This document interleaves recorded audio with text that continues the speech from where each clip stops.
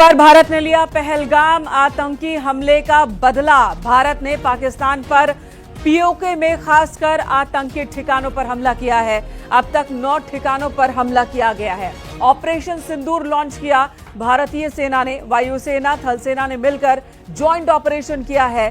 पाकिस्तान अधिकृत कश्मीर में और पाकिस्तान के दूसरी जगहों पर जहां से आतंक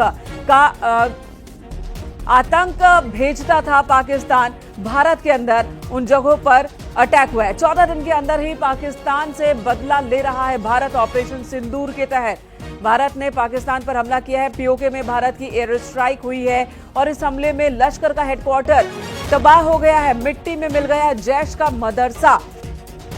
बहावलपुर पाकिस्तान की ये तस्वीरें भी आपको दिखा रहे, एक्सक्लूसिव तस्वीरें। वहां पर भगदड़ मच गई है, हलचल मच गई है।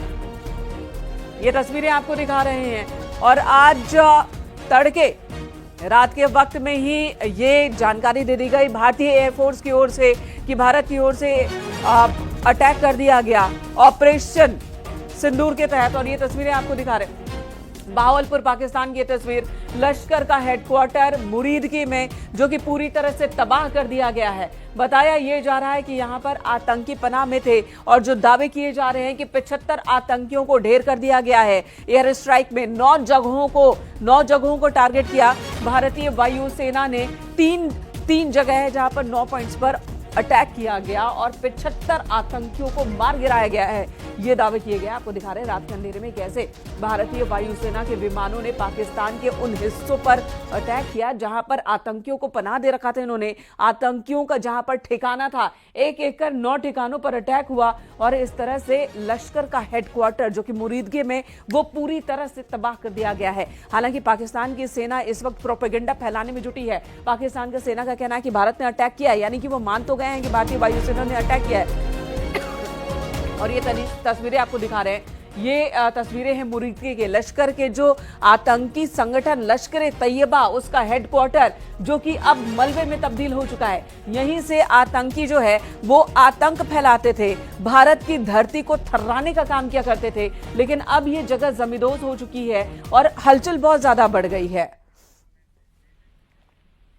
इस वक्त मेजर जनरल एसपी सिन्हा हमारे साथ मौजूद है। हालांकि पाकिस्तान ये जरूर प्रोपेगेंडा कर रहा है कि भारतीय अटैक में सिविलियंस की मौत हुई है, लेकिन भारत की ओर से साफ कह दिया गया है कि किसी भी सिविलियन की मौत नहीं हुई है। आतंकियों को टारगेट करके ही ये अटैक किया गया है और आतंकियों के ठिकानों पर ही अटैक किया गया है। सुबह 10 बजे प्रेस कॉन्फ्रेंस भी होनी है जिसमें पूरी तस्वीर साफ हो जाएगी। और इस वक्त अपने मेहमान के पास चलते हैं, एसपी सिन्हा के पास। SP Sinha ji, major general, अब इस वक्त जो खबर आ रही है, इंतजार हो रहा था कि भारत कुछ बड़ा करेगा और अब भारत की ओर से कर दिया गया। देखिए, पूरा देश आक्रोश में है। पूरा देश पाकिस्तान के खिलाफ देश में गुस्सा एकदम बवाल ले रहा है। तो मेरे भी जितने मित्र हैं सिविल में, वो पूछते हैं कि जनरल साहब हम चढ़ाई कब करेंगे। तो आज उनको उत्तर मिल गया है। देखिए, मोदी जी तैयारी करके अटैक करते हैं। Field marshal Sam Manekshaw Indira Gandhi को क्या बोले थे कि हमको 7-8 महीने का प्रिपरेशन का टाइम दो। तो हमने तो, मोदी जी ने उतना भी टाइम नहीं मांगा। भाई, आप उरी से और बालाकोट से कंपेयर करेंगे तो ये डिफरेंट स्केल पे अटैक करना था। तो फेज 1 में इसको वाटर वॉर से बर्बाद किया, डिप्लोमेसी से बर्बाद किया, यूनाइटेड नेशंस में आइसोलेट किया। अभी क्लोज डोर मीटिंग हुआ था यूनाइटेड नेशंस में, देखिए क्या मिला, कुछ नहीं, बेइज्जती मिला पाकिस्तान को। तो ये तो सबक सिखाना ही था। और ये जैसा आप कह रही हैं कि जो आतंकियों का जो अड्डा है, वो जो बेस है, उस पर अटैक किया गया है। और मेन बेस जो है मुजफ्फराबाद कोटली में है, पीओके में।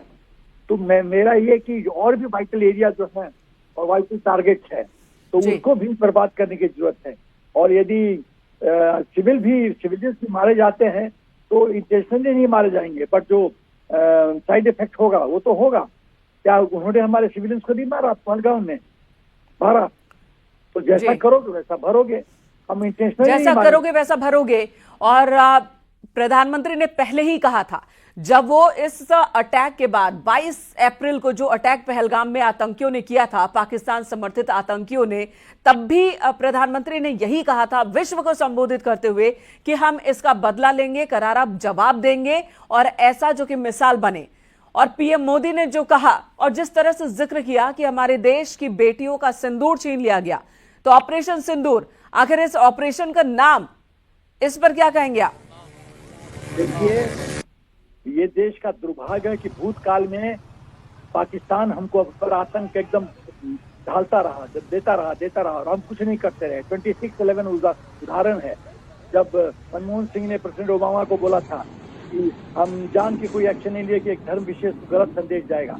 ये वोट बैंक या वोट तुष्टीकरण की राजनीति में इन्होंने देश को कमजोर, एक शेर को आप पिंजरे में डाल दो और एक चूहा के मारता रहे और शेर सहता रहे, ये कहाँ का न्याय है?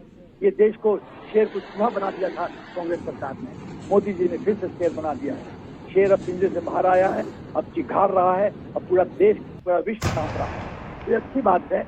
हमारी जो गर्मा थी, हमारा जो शौर्य था, हमारा जो पराक्रम है, इसका उदाहरण मोदी जी दे रहे हैं। और एक चीज मैं बता देता हूँ, ये तो आज शुरुआत हुई है रात को, अभी अटैक। तो आप ये कह रहे हैं कि ये शुरुआत है, अभी और होना बाकी है। देखिए, भारतीय आर्मी ने लिखा है जय हिंद, भारतीय आर्मी ने लिखा जय हिंद, और वही खबर ये भी आ रही है सूत्रों के हवाले से कि पीएम मोदी खुद इस पूरे ऑपरेशन की मॉनिटरिंग कर रहे हैं। 70 से ज्यादा आतंकी मारे गए हैं अभी तक की जो खबर आ रही है।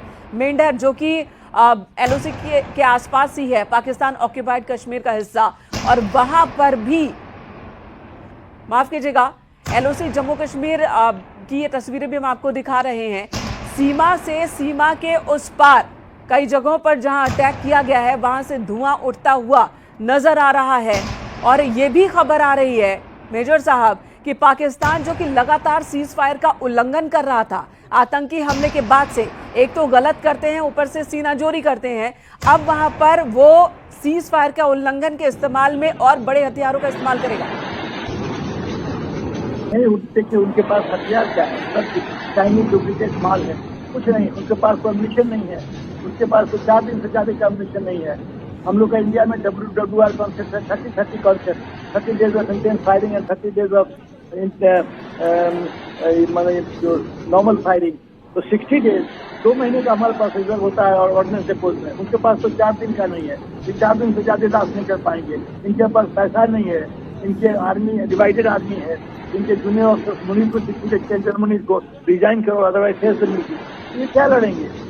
ये इनकी आर्मी डिवाइडेड है, pro Imran army, pro Munir army, एक तीसरा भी ग्रुप है। तो कैसे लड़ेंगे? नहीं लड़ सकती।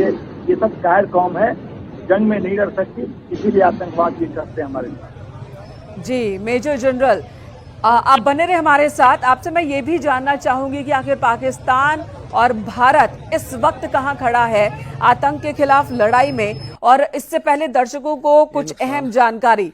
9 ठिकानों पर भारत की ओर से एयर स्ट्राइक किया गया। ये 9 ठिकाने कौन कौन से हैं? बहावलपुर, मुरीद के, गुलपुर, भीमबर, चक अमरू, बाग, कोटली, सियालकोट, मुजफ्फराबाद।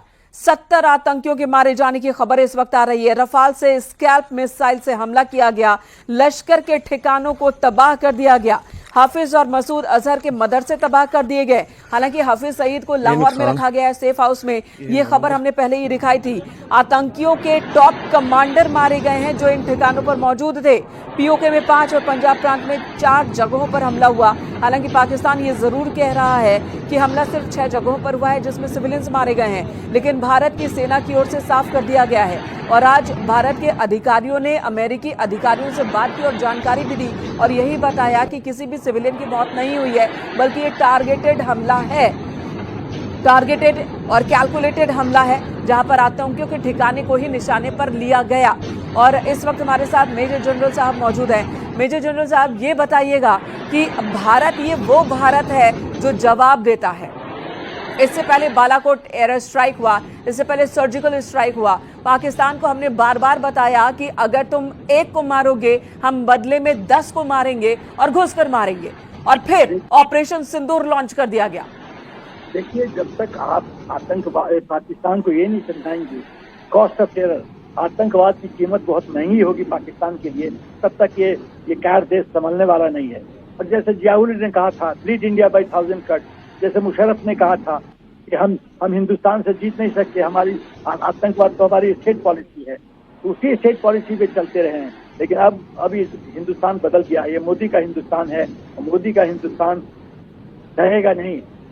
एक 1:10